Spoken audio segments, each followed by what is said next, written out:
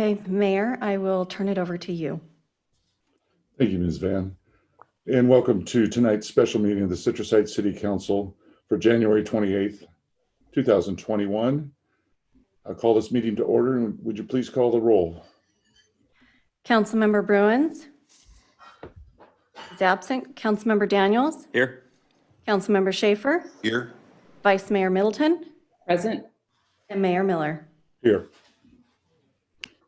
Do we have any public comment, Amy?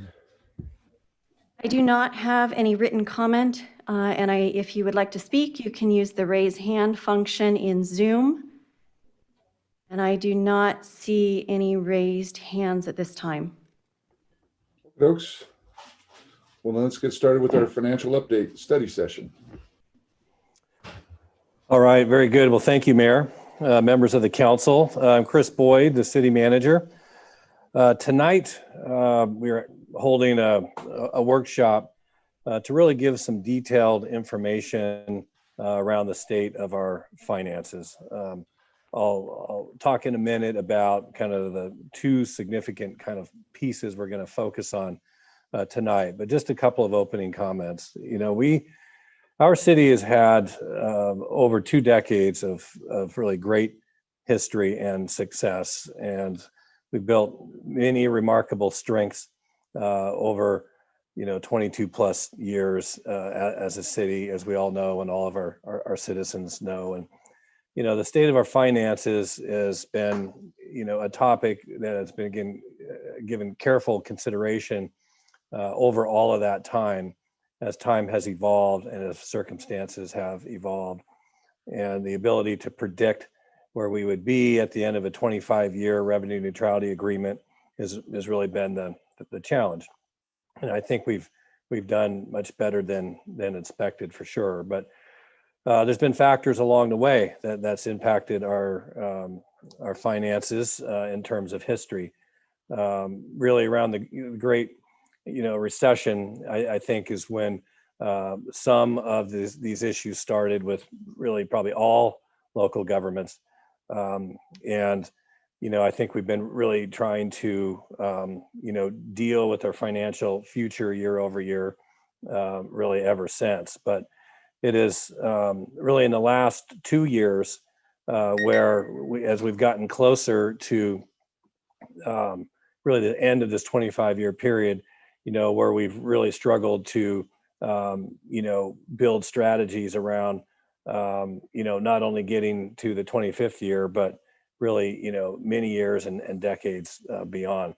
But coming out of the Great Recession, we've been also dealing with, like many others, an Amazon world.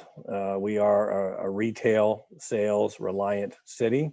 We are somewhat unique that way in terms of our circumstances. And so we've seen our revenue on par go down as we've seen our expenses go up for better part of a decade or more that we've been really kind of grappling with. The answer to that really has been around the topic of economic development. In the last couple of years, the council's made some very bold moves in putting the topic of economic development really at the top of their policy priority. And I think we're going to see great fruits of the labor from that and from that direction, and some of the bold action the council's been taking, notably around the Sunrise Mall by engaging in a specific plan. The work that we've been doing and continue to do and will soon be finished in the not too distant future on Auburn Boulevard, and economically what that has been doing, what that will continue to do out into our future for our community, other small projects, medical office buildings and other things. And we continue to have a vibrant community on the development side. And we are bringing in new business. We do lose business, but we do bring in new business, and we are building where we can. Perhaps road resurfacing our streets has been our biggest, or certainly our most expensive obstacle. When we became a city, we inherited everything, including our roads. Our roads were at a deficit then. And it's been, a struggle really ever since to ever really find ways for the necessary funding sources to get caught up on our road resurfacing and our maintenance. And that continues to be our number one issue as a local government, certainly in terms of expense going forward. We have many strengths as well, and too many to list tonight for the purposes of this workshop. But, one of them for sure is always been and currently is the talent level of our workforce. We're in the business of providing service, and we hire and retain people to provide those services. The men and women in the police department and in every department are top tier and give their all every single day. And I know we all know that and are proud of that, but I want to make sure that, we also highlight our strengths too, because our weaknesses are kind of what brings us, to this workshop tonight. I think we've had bold leadership in our council. Some of the things I've already talked about, particularly on the topic of economic development, let alone our great history and becoming a city and forming our own police department and all of those things. So, but we find ourselves now in a place, in a time where we need to make some difficult decisions with our financial future, with our roads deficits and some of these challenges that we've been facing with, really lacking a diverse economy and, and other, real solutions on the expense side. All of that really led to what was the recommendation that would have really solved a lot of these issues. And that was ultimately the sales tax measure that was put before the voters in November. And as everyone knows, that measure failed on a narrow margin. And so that has now brought us to where we are now, where without really a new revenue source to deal with some of these service issues that we have into our community, then our only other option really is to reduce our budget. So tonight, we're going to really talk about two phases that we have been focused on and want to spend time with the council and the community going through the details and the numbers, the service areas, and some of the consequences of where we are, and really hear from the council and answer questions about where we are. So the first thing we're really going to talk about is the current fiscal year that we are in. Staff has taken enormous strides to take actions to make sure that we balance this year with while not using any additional line of credit that was already adopted by the council in the last 2 years. We have not used line of credit to close the gap in our budget either last year or proposing not to this year.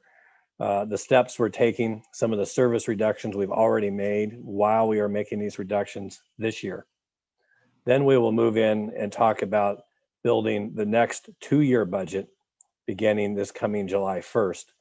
And a lot of information will be similar in that the strategies we're using now, we're proposing to carry over really permanently and into the long term. So we will get in and talk about building the 2-year budget. Then coming out of tonight, we'll hear from you, and then we'll continue to take what we hear from you and build the 2-year budget with the principles that we are proposing and the numbers, the factual numbers where we know that we are. So I will tell you, I mean, the numbers are difficult. The gap is large, but we do have proposals and strategies to close that gap. But what that leads to is ultimately staff reductions and service reductions. So that's what we're going to talk about. And so we'll go ahead and move right into that. Thanks for indulging me for a few minutes, and I'll turn it over. I'm not sure who we're going to be doing this as a team, council. A number of us will be speaking on different slides and speaking, and maybe coming back and speaking some more. So we'll go ahead and get started, please. Thank you, Chris. Who's going to kick it off? Rhonda Rivera, Assistant City Manager. I'll kick it off. Okay, next slide, Amy. And Amy's driving for us, so I appreciate that very much. So again, thank you, City Manager Boyd, for the introduction and the background. My name is Rhonda Rivera, and I'm the Assistant City Manager. And I just wanted to give you a little bit more background to the budget. So the city's first two-year budget was adopted in June 2019. Staff presented a budget update with recommended budget amendments in June of 2020. At the same meeting, an update to the city's 10-year budget model was also presented. During this presentation, the City Council was shown charts and graphs showing the city was facing extreme financial challenges. The 10-year model was shown that it was not sustainable at the current revenue and expenditure levels, and property taxes were not going to solve the issue. And as a reminder, the city will not receive property taxes until early 2023. And the city has known since incorporation that there would be a crossover period during the 5-year revenue neutrality agreement with Sacramento County. And the model also showed that the city was below the recommended general fund reserve balance. And the city was facing some significant impacts due to COVID-19 pandemic, and the city had multiple items that had been unfunded. The following slides will provide a review of the adopted and amended budget for fiscal year 2021, our current budget. Next slide, Amy.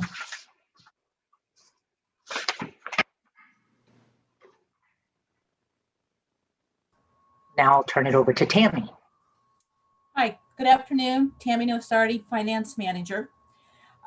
So for this particular slide, it's showing the adopted and the amended budgets as of June of 2020. Later on in this presentation, staff will be outlining the city's year-end projections for this fiscal year 2021. As a reminder, City Council adopted the original 2021 budget as part of a 2-year budget in June of 2019. In June of 2020, staff presented an amended budget for 2021. Included in this amendment budget was a reduction in revenue of $1.2 million, which included sales tax decrease of $1.4 million and a motor vehicle license fee increase of $200,000 based on updated recommendations from the city's revenue consultant. The main contributing factor to the reduction in revenue was due to the COVID forecast. On the expenditure side, risk management premiums were projected to increase by $200,000 and workers' compensation claims to increase by $250,000. The increases in the city's risk budgets are due to unusually high number of natural disasters, civil unrest, which has had a taxing effect on the insurance industry. In addition to the amendments, $340,000 of expenditure budget dollars were carried over from fiscal year 1920 to fiscal year 2021. These expenditures were delayed due to the timing of the pandemic. Next slide, please. On this pie chart, it's showing the general fund supports 2 components: personnel and operations. The general fund of $34.4 million is broken down to 75% personnel and 25% operational cost. This is a typical breakdown for most agencies. Next slide. On this slide, it's showing the personnel components of the general fund is allocated, how the personnel components of the general fund is allocated to the various departments.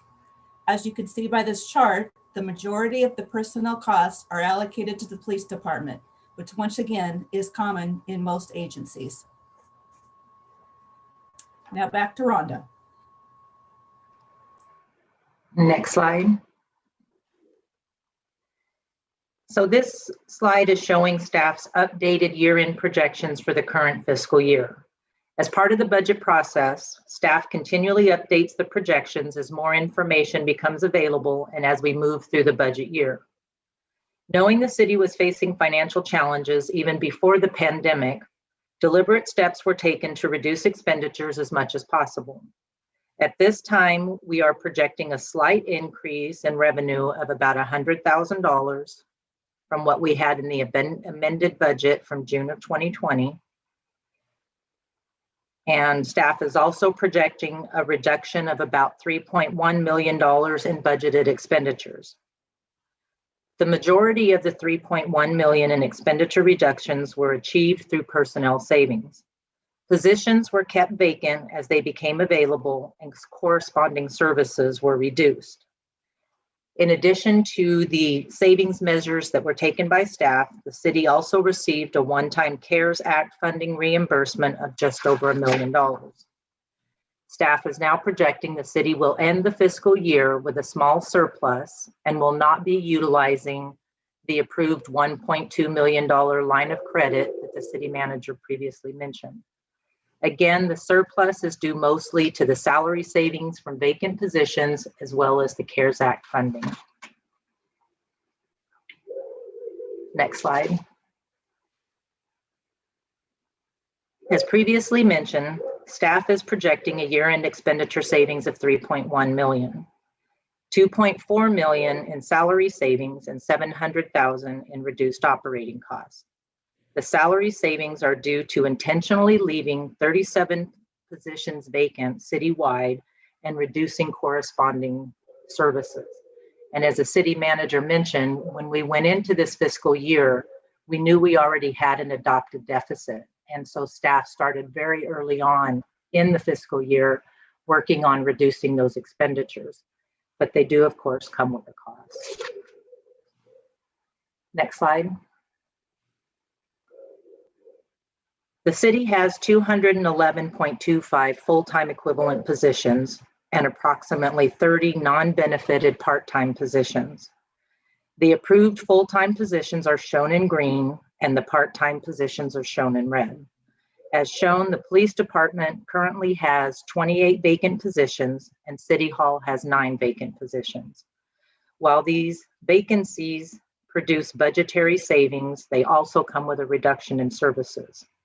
The city manager and police chief will provide additional information on the service reductions. Now I'm turning it over to Chris. All right, thank you. Yeah, next slide, Amy, please.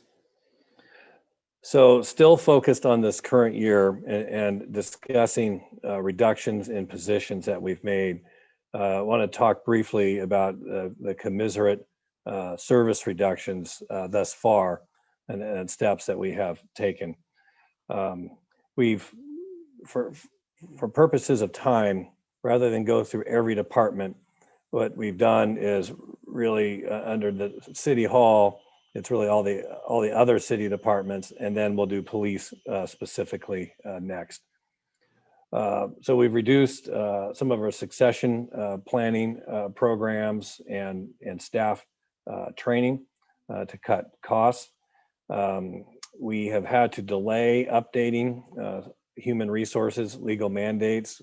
During this COVID process, the state has literally been throwing week after week new laws and regulations to employers, including ourselves, on COVID regulations, and we need staff to be able to analyze. Sometimes we need legal analysis and then turn those into staff policies as mandated by the state.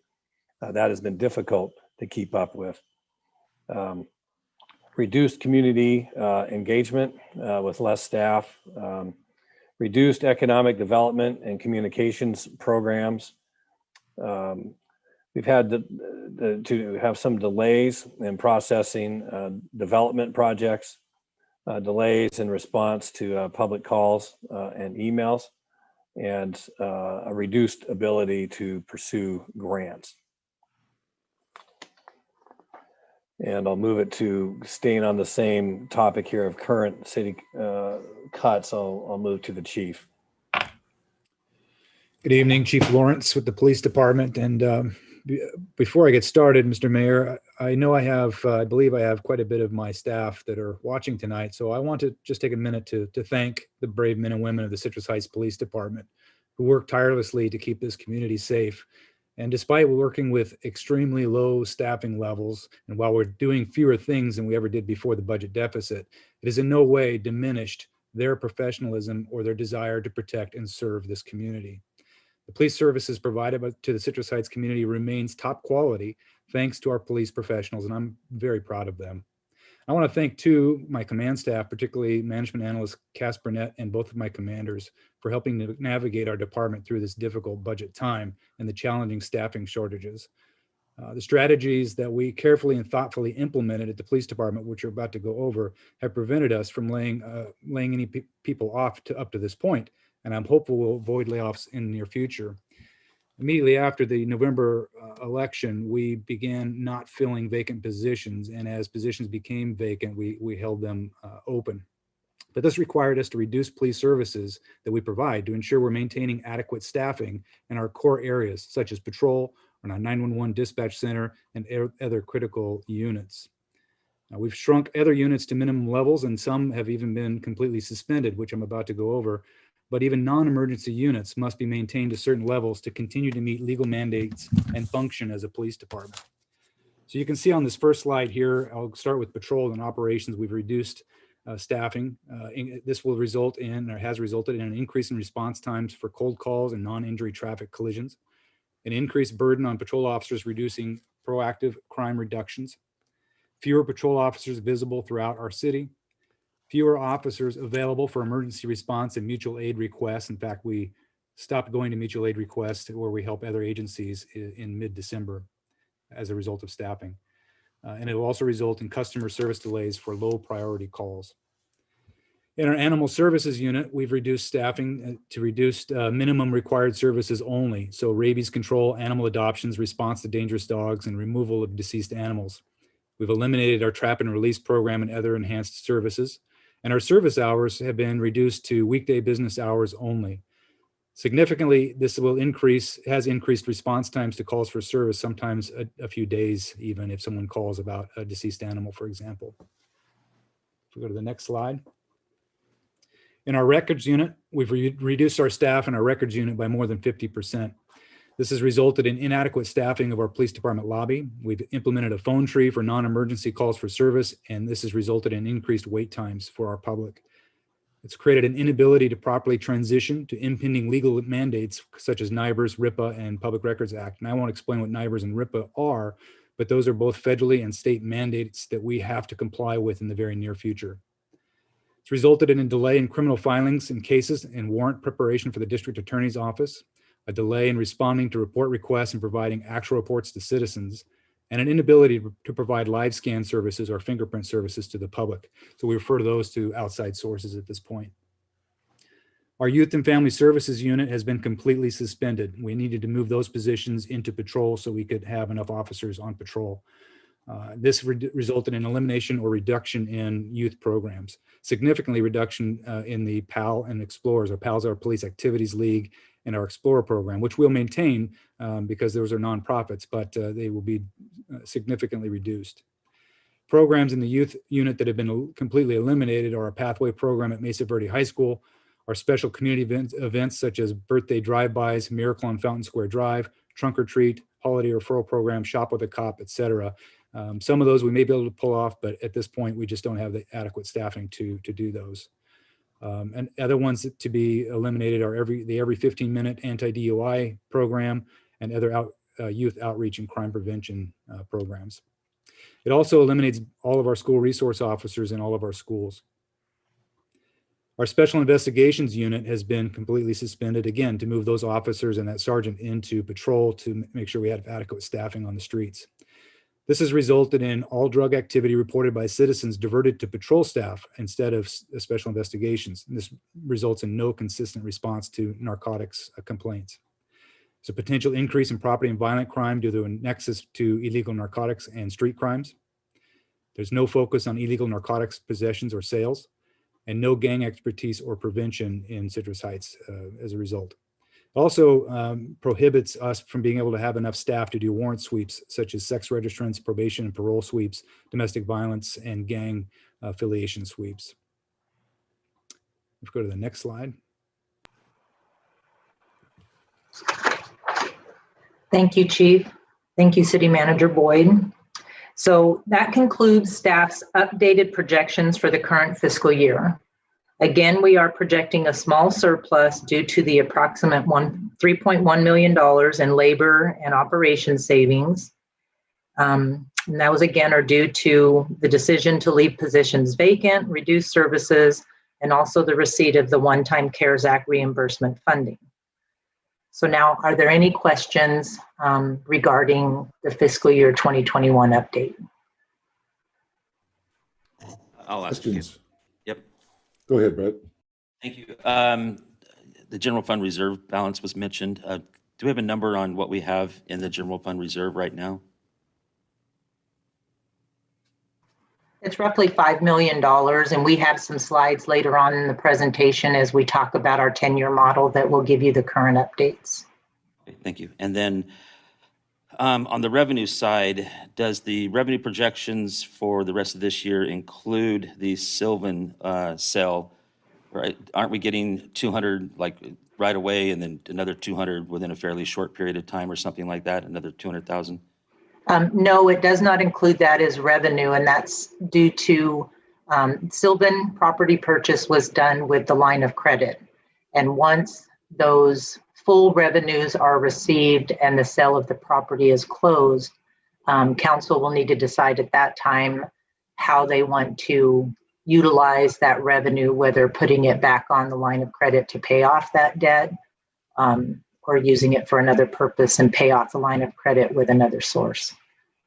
We are getting the 400,000 within a short period of time this year?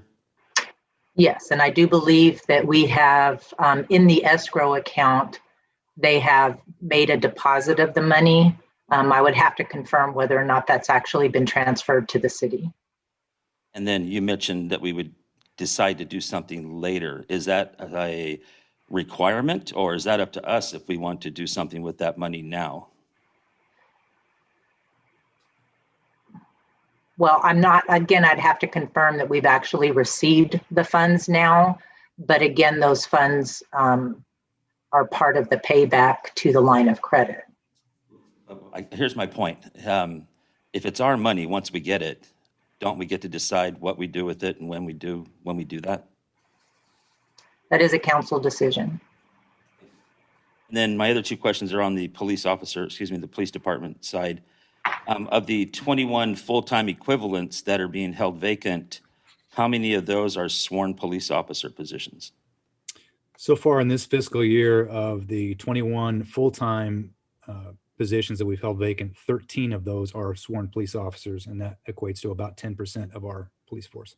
And does that mean we have 21 right now?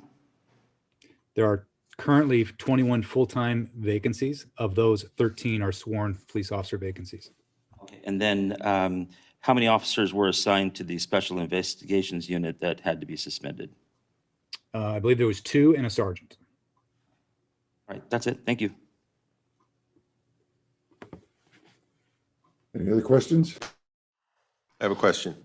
So certainly what you've laid out for us so far is kind of it's a reality, but it's really kind of a worst case scenario, assuming that that we won't see a recovery from COVID by June, or we may not see any additional funding from the federal government as the stimulus package goes through. I understand that it is planned that cities will receive some compensation there. We obviously have no idea what that is, but I just want to look at this from a realistic standpoint on the one side, but on the other side, a hopeful standpoint that we can anticipate a better situation before June. Are you asking if we are anticipating a better situation? Yes, I'm asking, are you anticipating a better situation by June? No, we are not. The numbers we have before you here are research numbers where on the tax side where our consultants have us. We are aware that, we are seeing in the media, like everybody, stimulus talk, but none of that is translated down as of yet. If cities like ours or our size and our state would see any of that, and what terms would be attached to those, what you could actually use that for. So we are not counting on that. So the $1 million that we've received so far, we didn't anticipate that that was going to happen? But that just kind of fell on our lap at one point, or how did that come about? We did not. We did not anticipate before that happened that was going to happen. We were told, there's been a lot of ups and downs on stimulus discussions over the whole last year. This was one funding source, thankfully, that we were eligible for to use for our operations expenses. But we have that's been booked as we've shown you here. So that is a done situation. Thank you.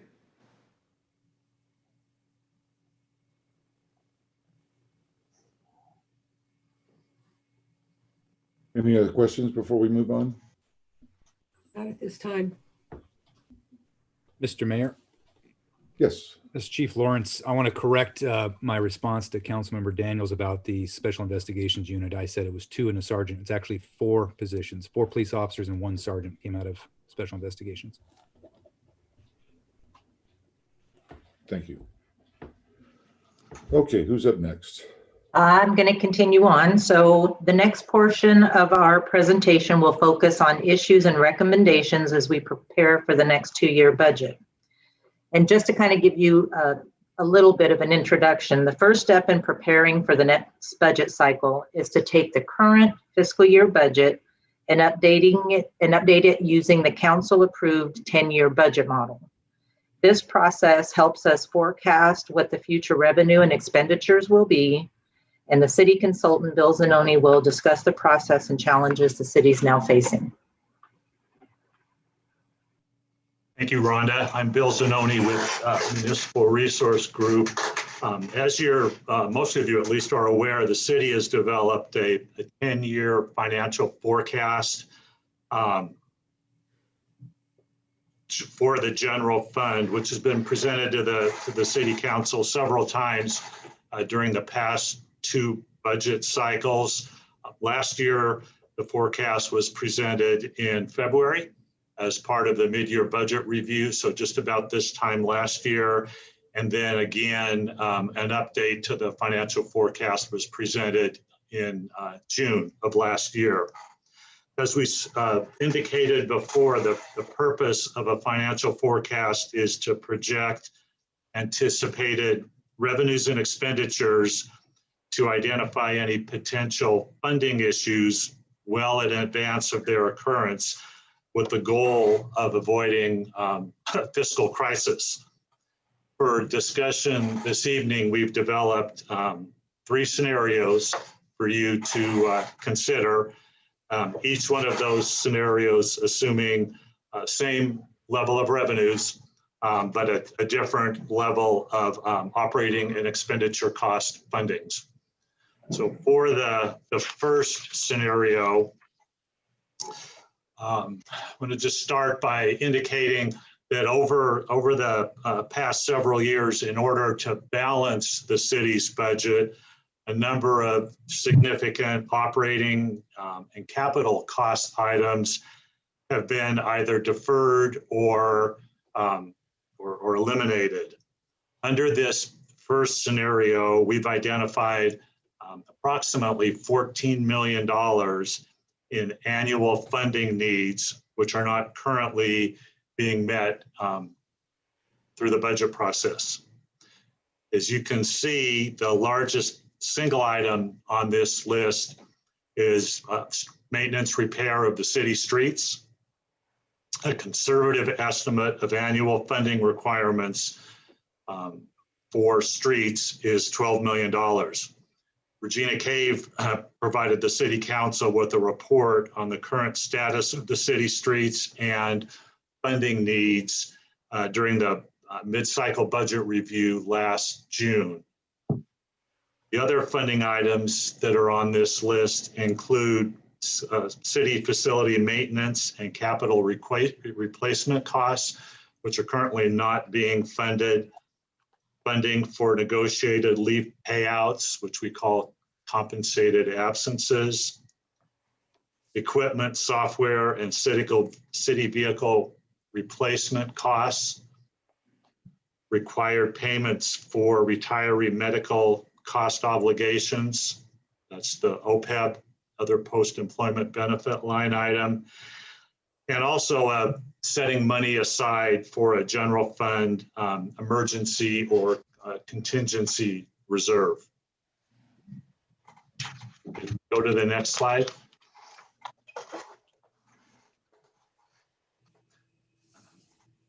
So if we were to assume funding for all of these identified needs, you can see in the fourth column over where the arrow is indicating that the city's general fund would not only be depleted next fiscal year, but would be in a negative position of over $11 million by the end of fiscal year 21-22. And you can see from following that bottom line along that deficit would increase every year, reaching a negative $90+ million by the end of the 10-year forecast period. So given the city's current revenue base, this is clearly not a realistic option. Maybe if we could go to the next slide. This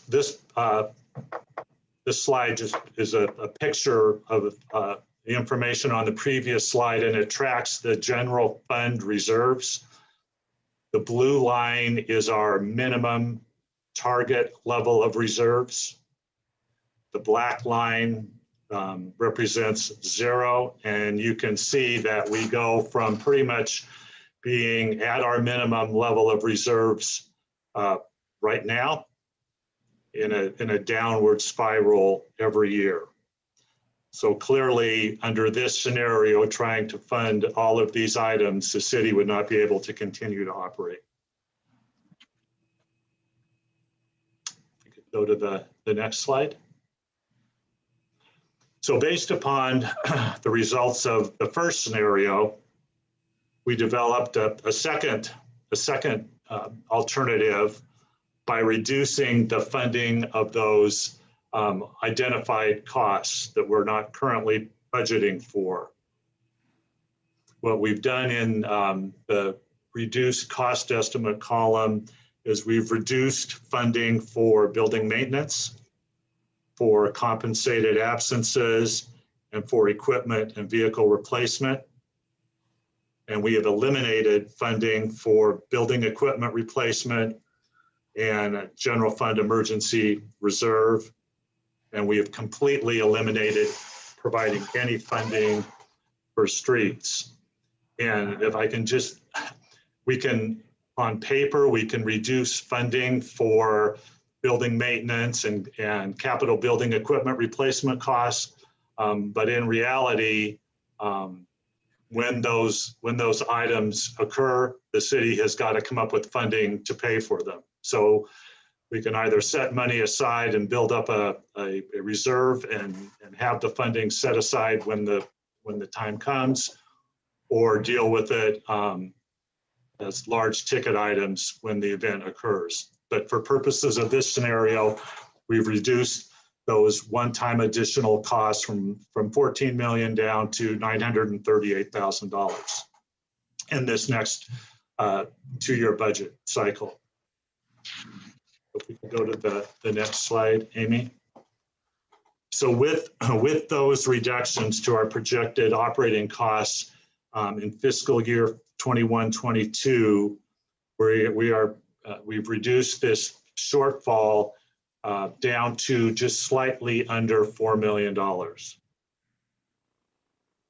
And you can see that we've also reduced our reserve balance, our general fund reserves, which is currently, we started off this fiscal year with $4.8 million in general fund reserves.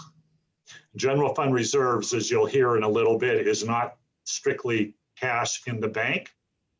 General fund reserves is cash plus any funds that are due to the city, and then less any short-term payments that we have.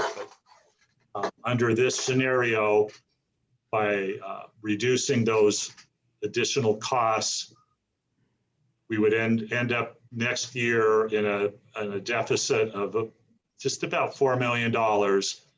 But more importantly, our reserves would drop down to $1.4 million by the end of the year. And they would remain at about $1.3 million the following year. And for the next several years, they'd be considerably below the minimum level. And just as a point of reference, that as far as reserve levels, our current level of spending for the general fund is about $2.5 million a month. So letting reserves drop down to that level is a very risky chance to take.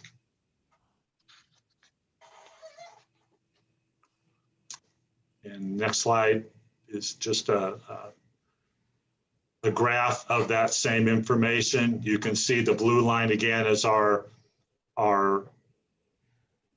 minimum target level of reserves. Our reserves should never go below. They should be well above that blue line. They should never touch it or go below it. And we are below that line for, it takes us 6 years under this funding scenario to at least reach the minimum level of reserves again.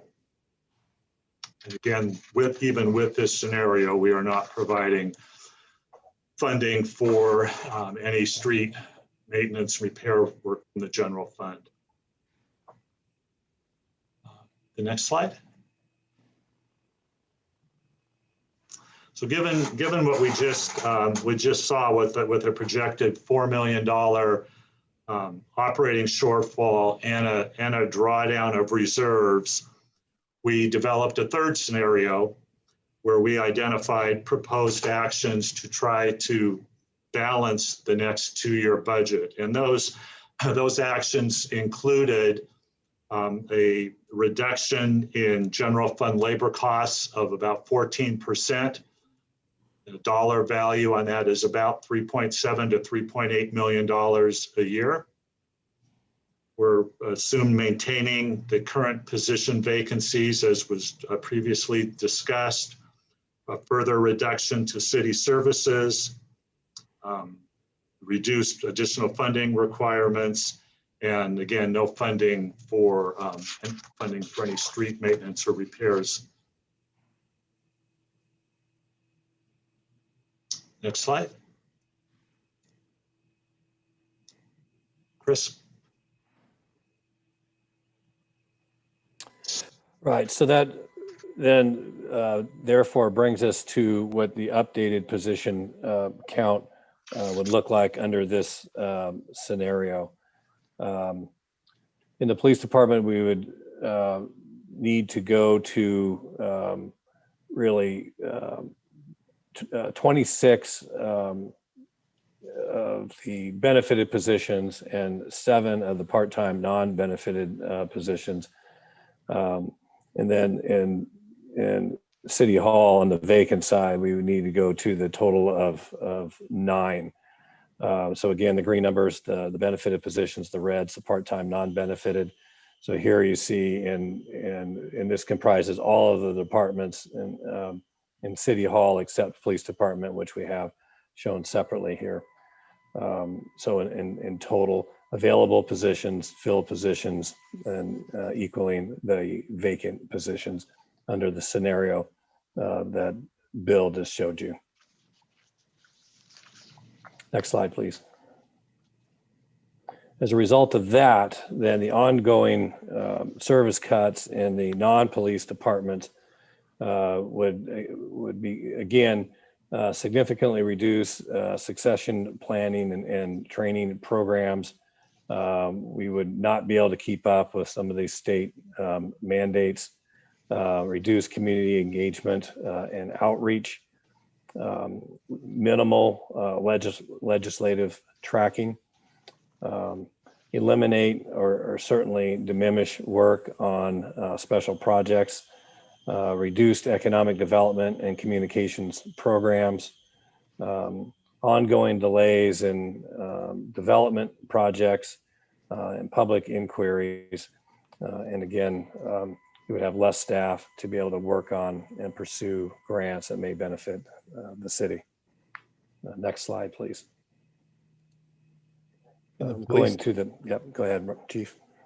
In the police department, with the additional reduced staff beginning July 1, we would suspend our problem-oriented policing unit likely, and this would result in no homeless outreach, no enforcement or response to homeless calls without some type of in-progress crime involved.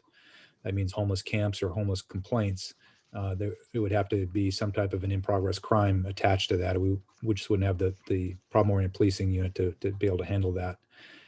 There'd be no police assistance with our Navigator program, and we'd keep the Navigator program going, our successful Navigator program, but we wouldn't have any police officers there to help her, especially when she's doing outreach in some of the homeless communities. Our community engagement programs would be eliminated or significantly reduced. For example, our neighborhood association meetings that we attend regularly, our city council liaison and security would be eliminated. Crime prevention programs, our neighborhood watch, Citizens Academy, and our crime prevention through environmental design surveys would be eliminated. Long-term problem, nuisance house and property abatement would be significantly reduced. Just would take a long time for us to deal with those. We just wouldn't have the staff.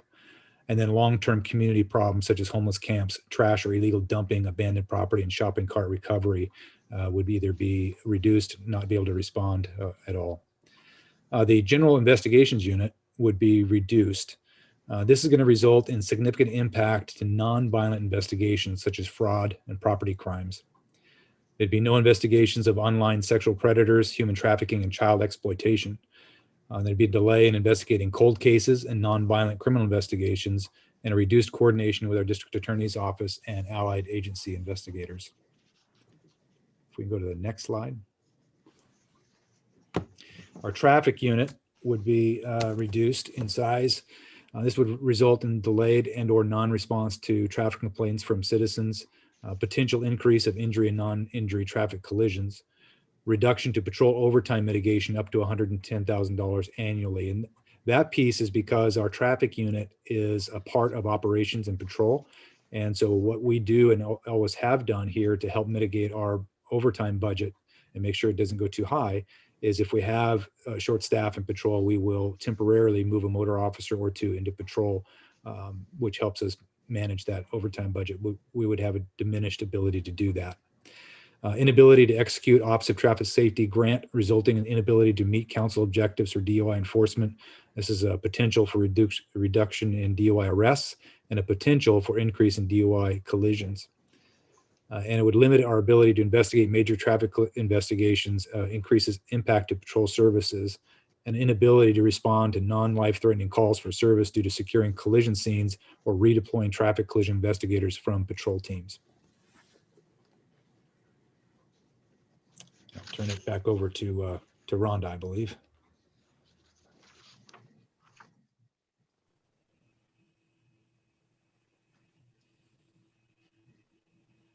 Actually, it's going over to Bill. So next slide, Amy. Thank you, Amy. So again, our third scenario is an attempt to balance the next two-year budget. Included is the reduced funding for identified needs.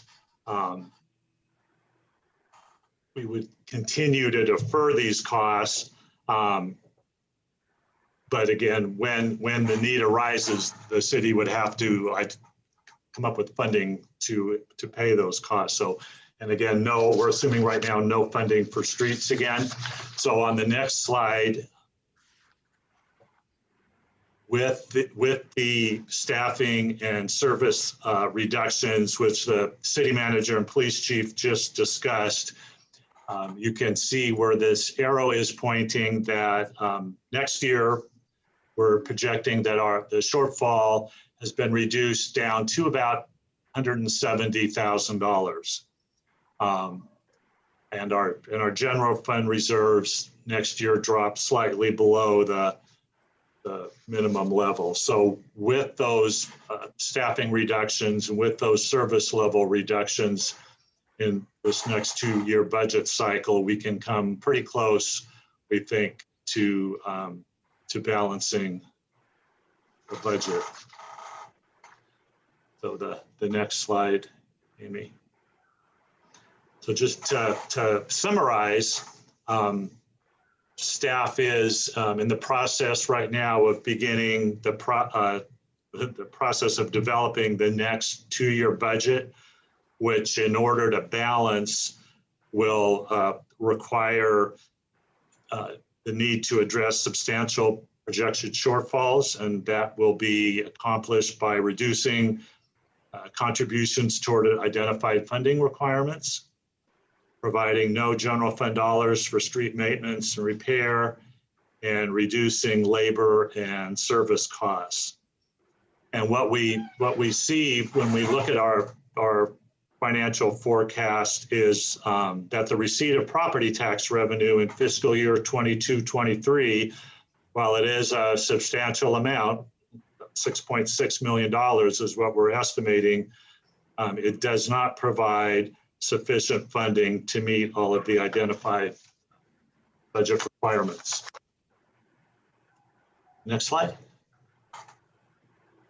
I've talked a couple of times about the city's general fund reserve policy. So just as a reminder, the reason that cities need to maintain reserve funds is to provide a safety net, if you will, in the event of unforeseen emergencies or economic downturns. As an example, this year, the city, because of the COVID emergency, is participating in the Great Plains program.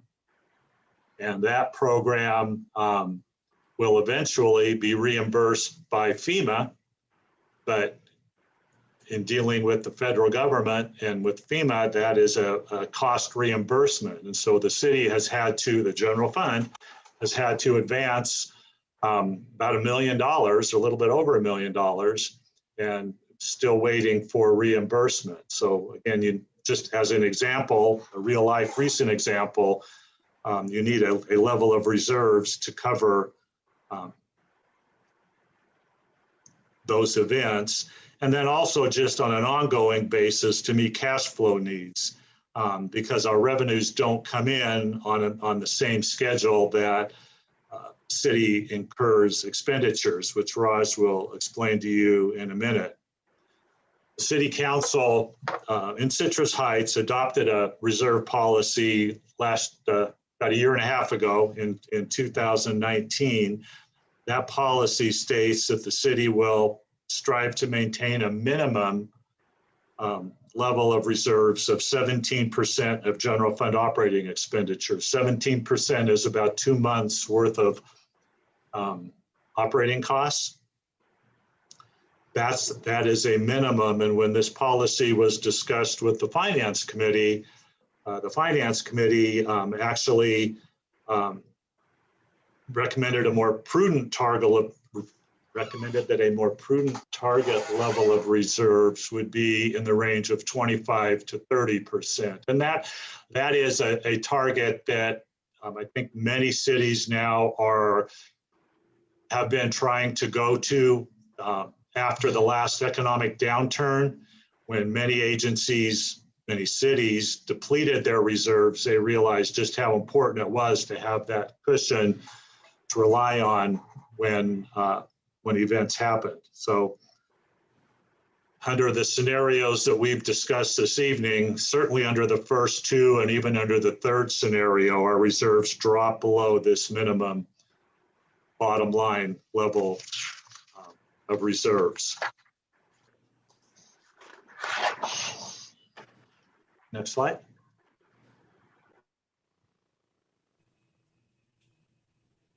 Good evening, Mr. Mayor and members of the council. Raj Prasad, Accounting Manager. Over the next couple of slides, I will go over the general fund's cash flow. The city receives one of its major revenues, the motor vehicle license fee, twice a year. We get that at the end of January and at the end of May. General fund also cash flows capital projects for the city, as the federal and state grants are reimbursable grants. So the city has to actually pay for those expenditures upfront while we get those reimbursements later. And sometimes those are further delayed by Department of Finance as they take a little bit extra time to process those claims.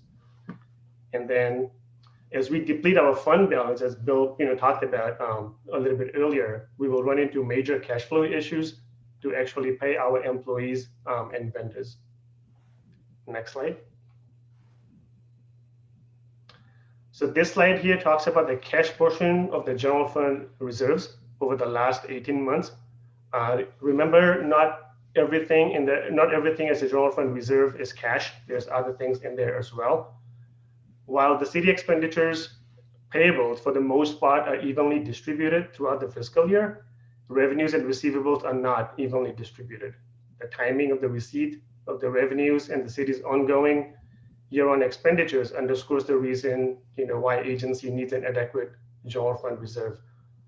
Agencies typically use those portion of the general fund reserve to upfront expenses. Next slide. Now with that, I'm going to turn it back over to City Manager Boyd. All right, thank you. So council, we have discussed this briefly before, but and really coming to the recommendations that we have to move forward with building the next 2-year budget and beyond are really some principles that we would need the council to really direct. And so the main principles to reduce this budget and balance our budgets would be to reduce staff in the way that we've talked about. And it is possible that in order to hit those numbers, that layoffs be necessary, but I am also really pleased to report that the steps that we've taken so far, particularly all through calendar year 2020 and to date, and with 5 months still remaining to the July 1st really kind of mark for the 2-year budget, it's possible and likely that that the layoff requirements will be very minimal, and even also possible that we might be able to get down to not having to make any at all, depending on attrition and really what happens in our management concepts that we put forward in the next 5 months. But it's still necessary to mention it. With reducing staff, the second principle that we are really recommending is to reduce commiserate services that those staff members provide. Thirdly, we have a long, great tradition here in the city of Citrus Heights of really being committed to the hardworking men and women that provide the services. So although we will be working with quite a few less staff, reduced number, we believe that we should be continuing to commit to them, and so we can still be successful in recruiting and retaining top talent and not creating further costs that come with turnover. So we think that's an important principle, and one that we've really lived by, I think, for many years, but really reducing the staff and the services while taking care of the people that we have remaining. Lastly, fund deferred expenses as soon as possible. So we've showed you that we have over $14 million of deferred expenses. We're really recommending right now about $1 million of those to address in this upcoming budget. So we really want to underscore the need to keep this on the forefront. And if there is a windfall or there is an additional source of revenue that comes in, that we commit to those deferred expenses that we've showed you tonight. Next slide, please. All right, Rhonda, are you going to lay out the where we go from here? Yes. And so what our proposed next steps are in February through May, we will start doing the budget development for the next 2-year budget cycle. Once we have the draft budget moving forward, we'll meet with the finance committee and with the goal of taking that to the city council for a workshop and then budget adoption in May to June of this fiscal year.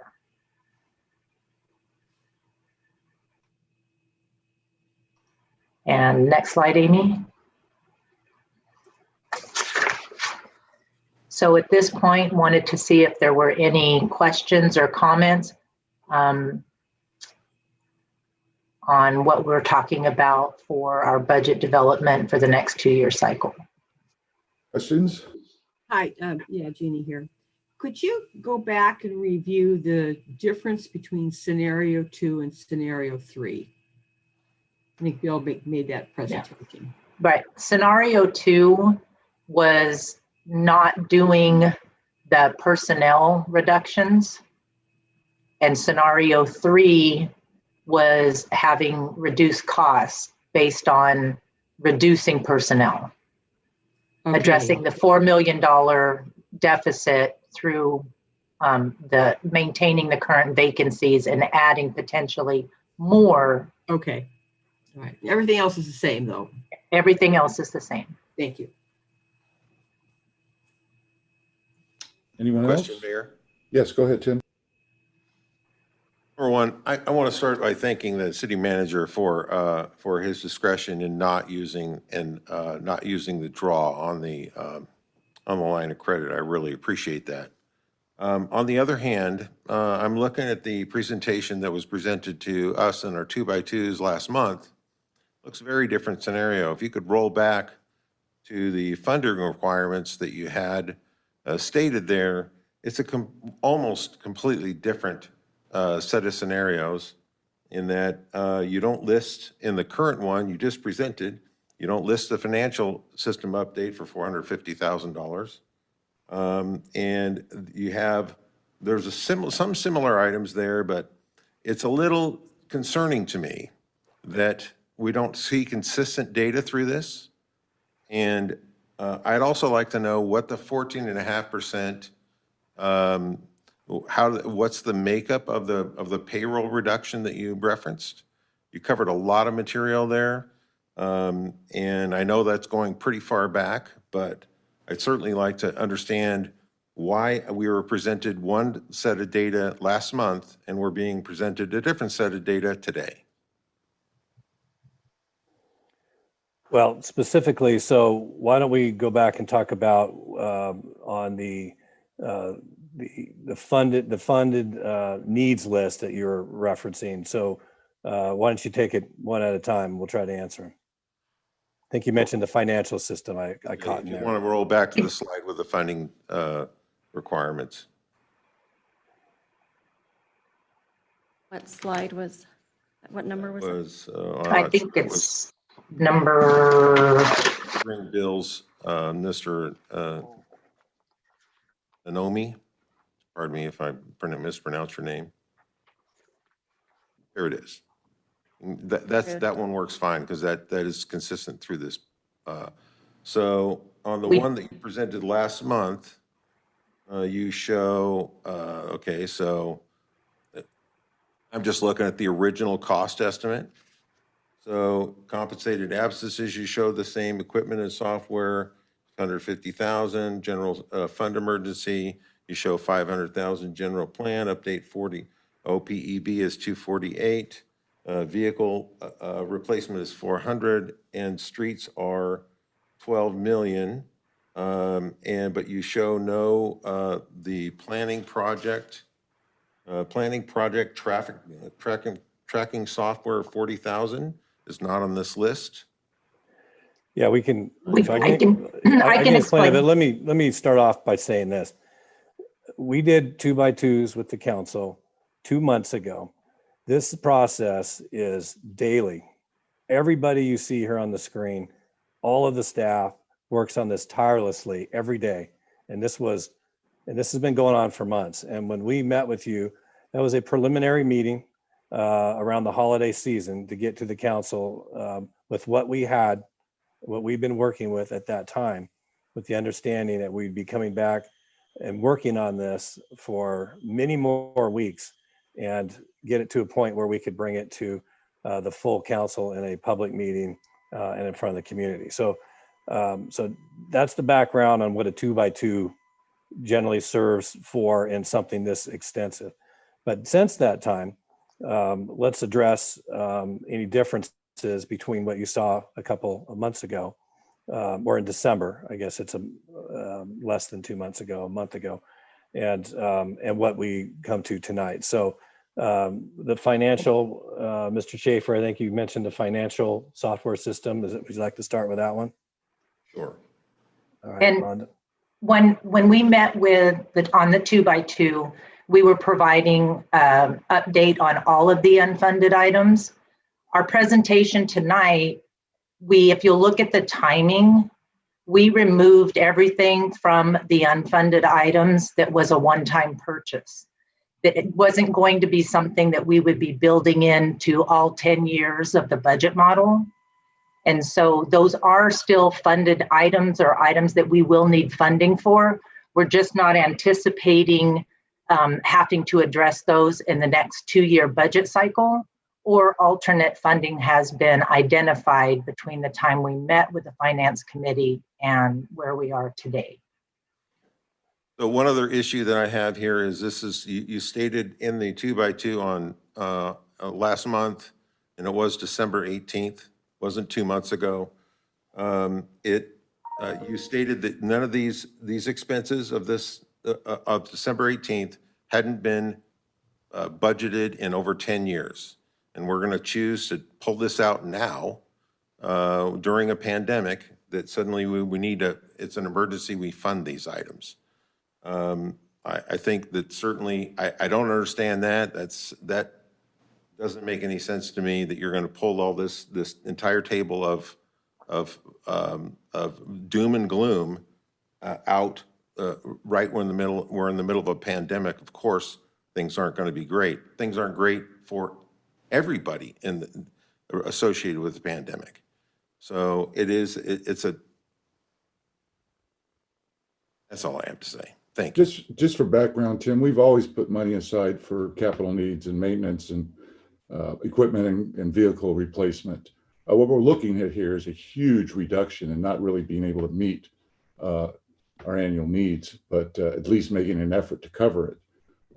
If we've got to go 2 years without financial software, so be it. And I realize that the majority of our voters told us to tighten our belts and live within our means. And I think these numbers are going to change. So don't be surprised in a month if you see some slightly different numbers as things get crunched, and possibly, we do get some CARES Act funding, but I don't see that happening. The county was made whole with $180 million CARES Act, but to see only $1 million, and I don't know if anything's coming out of Congress or the national level to bail out the small cities, and especially the rural areas are the ones that are struggling the most with this, but it's hit us hard. And so these are not unusual set-asides, we're just reducing them. And if I could add, the information that you saw in December, specifically for the financial system update, the $450,000, those dollars were programmed in fiscal year 2023-24, so outside of the next 2-year budget cycle. And those dollars are still in the information that was presented this evening, but it's outside of this two-year window. I have a question regarding the general fund reserve. Maybe it has been said before, but I don't ever remember hearing or knowing that we use the general fund reserve as kind of a, cash cow or whatever you want to call it, to pay off certain things, to fund, to front money and stuff like that. Have we always done that with the general fund reserve? General fund reserve is your bank account for any general fund related costs. So it's not a cash cow at all. It's any general fund expenses are funded with those reserves. And depending on when revenues come in, if there aren't, you start off the year with the balance. In your case, you started off the year with a fund balance of $4.8 million, but the cash balance, actual cash in the bank, was, I believe, about $1.5 million. So it's certainly not a cash cow, but it's what you have to operate with. And then as revenues come in, you add to that, and then you spend about $2.5 million a month just for labor and other operating costs. So maybe I'm just hearing it differently or what, but my understanding is when we talk about the general fund reserve, we're talking about that little set aside that we created for the rainy day fund for No. the problem. Well, no, that's the fund, and that's why you want that reserve to be significantly higher than what it is right now. Okay, So so let I me- need, let- again, let I need me- some clarification in my mind. Are we talking about the general fund, or are we talking about the special fund reserve that we created to have for that one day when the rainy day came along? And or we just, go ahead, I Chris. I can say this is the general fund reserve. It's always been used from day one of cityhood, as most cities do, for cash flow. It as was explained earlier, it's also to be used for emergencies, but it's never been a one fund balance fund that just sits at $5 million and never moves. It's always been used that Right, way. this is But the what- fund that we at one point had in the $35 million range, right? We're talking about that fund, right? That reserve? We only have one reserve for the general fund, isn't that correct, Chris? We don't have a special reserve and a general fund I reserve. think if you Correct. looked at the financial statements of many cities, what you would see is a general fund unassigned fund balance, and that's what we're talking about here with this $5 million. And then you'd also see a separate line with something called, it's called, a lot of times it's called a contingency reserve or an emergency reserve in addition to that, and that's what Citrus Heights does not have. Okay, I just got to say that that's just not correct in how this city created this fund. This fund was created, and again, we're probably not, this conversation doesn't really come to mean anything, and I'm sorry I used the term cash cow. It's for cash flow. I understand that part of it. But this fund was created initially as a source of a revenue for when our expenditures outpaced our revenues. No. That's what it was created for. That's what it was made. I just want to make sure I'm still talking about the same fund. none of us, well, This would be a question for Chris, please.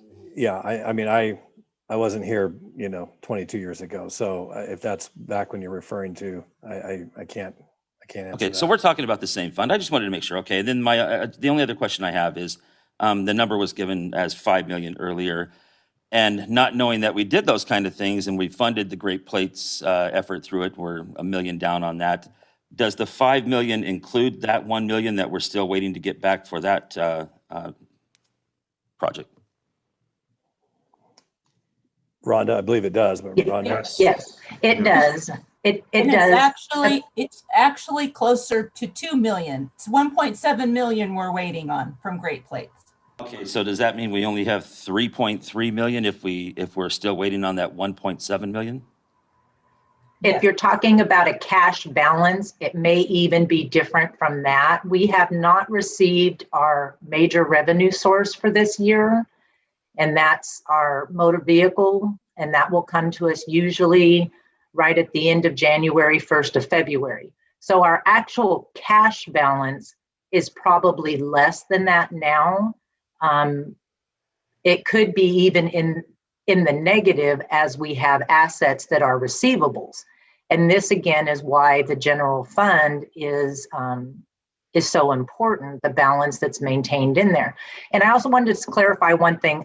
After we got done talking and answering your question about the Sylvan property, the money when I was talking about, they do make the deposit in escrow and we get notified of that, but we will not have access to any of the Sylvan property money until escrow actually closes. Well, that's great. All right, thanks. Portia, any questions?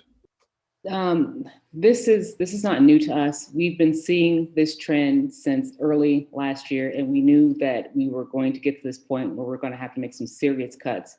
And I think the thing about it is it hurts now because we're seeing it on the screen right here in front of us. And we're just going to have to, pull together and do the best that we can by our staff and by our community to get this done.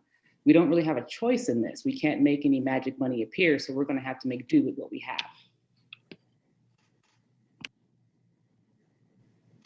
Okay, thank you. And I'll just say one of my experiences early on with regional transit, when they were strapped for cash in 2010, they had to use a line of credit just to meet payroll.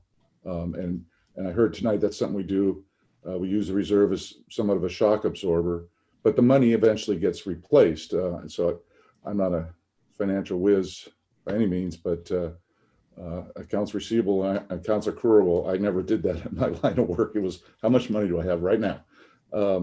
So regardless, my understanding when the original council, and I think you were on it, Brett, when you established the reserve, or it could have been a couple of years beforehand, was 3 items: unexpected expenses, one-time major expenses, and expenses of opportunity.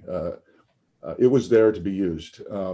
And this is a trend we've seen since 2012. I remember Henry's 10-year budget then showing we'd be where we're at right now. And we made some cuts. We also went to the voters with Measure K. They said no to more police and no to roads. And we made do and we made cuts. And we've seen other reductions in our revenues from the state and also these unfunded mandates. So it's been tough, but I don't want to look in the rearview mirror. I think we're doing what we need to do. I agree with the principles. It's going to be a tough couple of years. And folks aren't going to be happy. But I'm just really surprised. I'm not a big tax advocate, and I wouldn't have gone to the voters with this. I got on this council to build up our police department, and we did that. We were, stood out in the region, the state, and I think even the nation, and we're still there. We have a quality department. We're going to have to make some cuts for a while, and we can then start to build back up our police department. But I was really surprised that a majority of our residents said, no, we don't want to fund our police. We don't want to fund our roads. No more taxes. And I respect that. So on we go. And this is very tough. It makes me sick to my stomach to have to do, but it's not scare tactics. It's not worst case scenarios. Well, it is worst case scenarios, but it's also an exercise in reality that we have to all deal with. So onwards and upwards. I don't know that we can go much lower, but we'll turn it around and work to get better. I got full faith in our staff. They've done a great job just working on these numbers. I know they're evolving and they're going to change. Hopefully, maybe the new federal administration helps us out, but I'm not counting on that. We're on our own here. I wouldn't put any faith in that at all, No, we can't. We never have, Jeannie. No, I know. I'm just saying, it's been stated tonight, but I would not even consider that, just like we didn't consider it the first time. We've got to stand on our own. And budgets are a forecast. I've worked with budgets for many years with a lot fewer zeros than this, but with the nonprofit work that I've done, and there are times when we've had to revise the budget mid-year because things didn't turn out the way we anticipated them to be. And that's a fact. You know, what we look at 1 month is not the way it necessarily is going to play out 3 months later. It's the best look at it with what we know. And so, you know, I guess that just speaks to the fact that budgets are dynamic, and we have got to be able to understand that. It would be great if our cash flow came in exactly the same time as our expenditures, but it doesn't. Sometimes our months are up, some other months you spend more than you take in. It's just the way it is in any budget.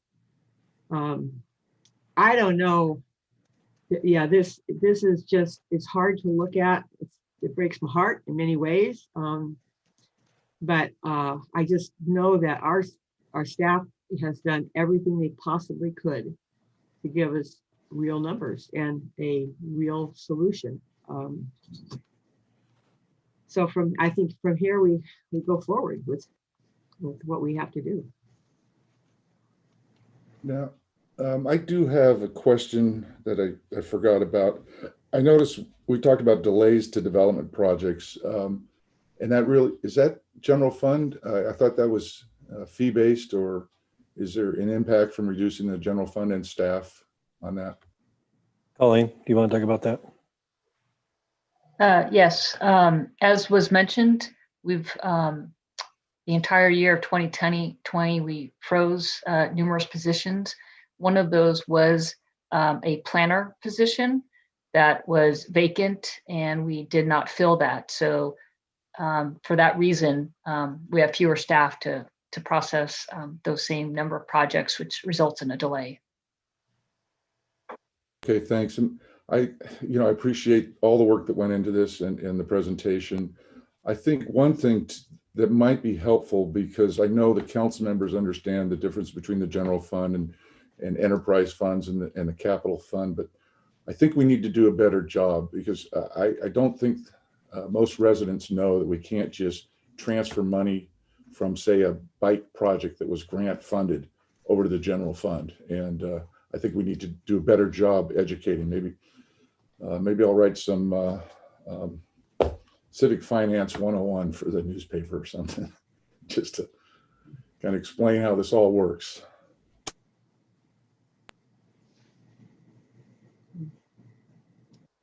Any other comments? Nope. Thank you very much. No, thank you. All right, thank you, council. All right, we'll see everybody back here at 7 o'clock. Okay. Beware.